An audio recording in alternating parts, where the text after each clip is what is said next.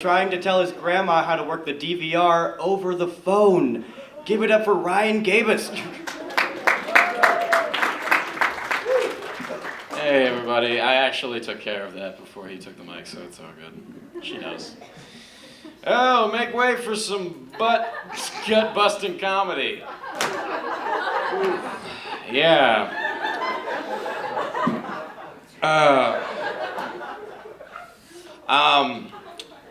Safety pins aren't that safe. At all. It mostly has to do with it being a pin, which the primary function is to puncture things.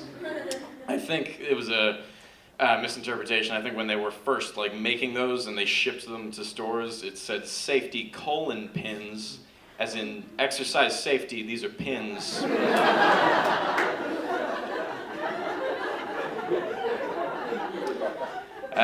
Who here likes U2? U2 fans? Yeah, you're familiar with Bono? Yeah. You know how he got his name? When he was in middle school, he was going through puberty. He actually contracted mono in his boner, and all the kids started calling him Mono Boner. But after a week, that got old, so they just shortened it to Bono. I can't imagine the pain he went through. I mean, I've experienced mono in the throat before, but I can't imagine how his boner felt all that time.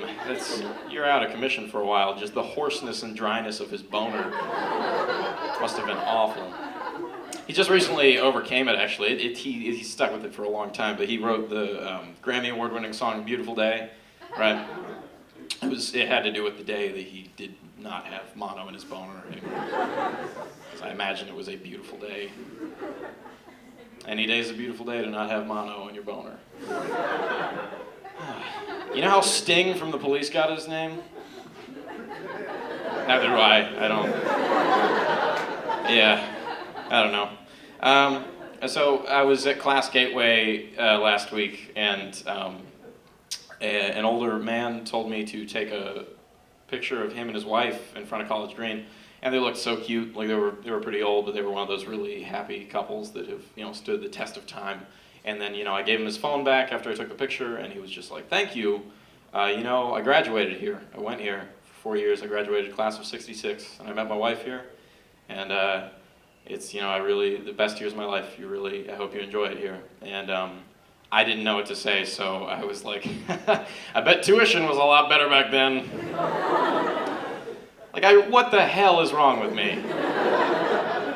He passed on this really sincere piece of nostalgia to me. He bequeathed his, and you're gonna be just as happy as I was when you graduate. And I just ruined the moment with this shitty cost of education joke that my parents are taking care of anyways for the time being. Moment ruined. Over the summer, I went to a concert. I saw a band called Belle and Sebastian that I'm a pretty big fan of, and it was really cool. Towards they had 2 songs left, and they're like, "We're gonna invite people up on stage to dance." And I was like, I'm not gonna miss out on that opportunity. That's awesome. So I got up on stage, I made my way, and I gotta preface this. There's 2 types of dance that I dance. The first one, it always starts out, it's called the White Boy Reserve, which is, it's a pretty harmless shimmy and then a little light snap to the side. And people watching me would think, oh, maybe he knows how to dance really well, or maybe he's, just shy. Either way, this is a nice, inoffensive shimmy that we can all agree upon. And then the second level, it's called the White Boy No-No. And it takes either alcohol or just some sort of elation to get to that level. I'm not going to demonstrate that because it's very embarrassing, it's not attractive, and it also varies from time to time. But basically, it answers the question raised by the reserve with a resounding, "I wish he just stuck to the snaps and shimmies." So I'm on stage, there's a good at least 1,000 people looking at me. It's an outdoor venue, and it's so I'm just trying to keep it at the reserve as much as I can. Just play it cool, enjoy your time up there, and it's going well. And then all of a sudden, this woman, this Chiquita, appears in front of me, and she sizes me up like up and down. I'm like, oh no, I don't. What do you want? And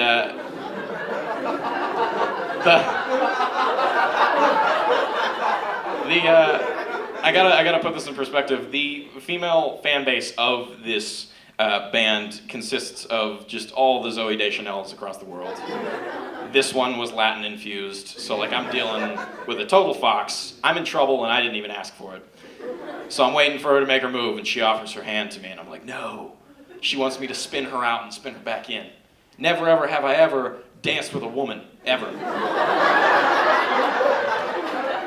So I take her, all my chips are in, spin her out. 50% of the transaction's complete. That's the easy part.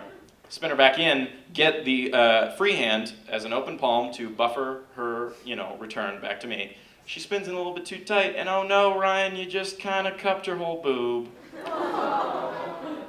So, I let go and I sort of patted my pants to indicate that that was the end of our encounter, because